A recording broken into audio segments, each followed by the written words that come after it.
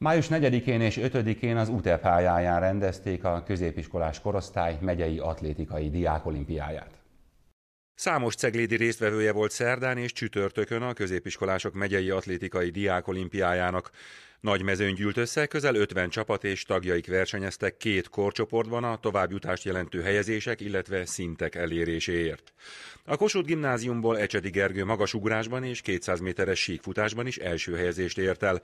A 6. korcsoportban versenyző, de még csak 11-es tanuló magasban 192 cm-es egyéni és gimnáziumi csúccsal bizonyult a legjobbnak, míg Mészáros László gerelyhajításban végzett az élen. Murányi Péter magasugrásban, Ecsedi Gergő 110 gáton szerzett ezüstérmet.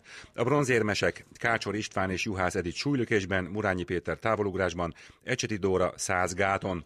A két súlylökő eredmény kivételével valamennyi további teljesítmény az országos döntőn való részvétel lehetőségét jelenti a gimnazisták számára.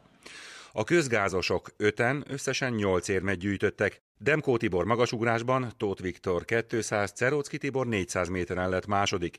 Harmadik helyezést ért el Ceróczky Tibor és Turcsics Dávid 200 méteren, Tóth Viktor 400-on és távolugrásban, valamint a Ceróczky, Turcsics, Tóth, Lócskai István összetételű 4x400-as váltó.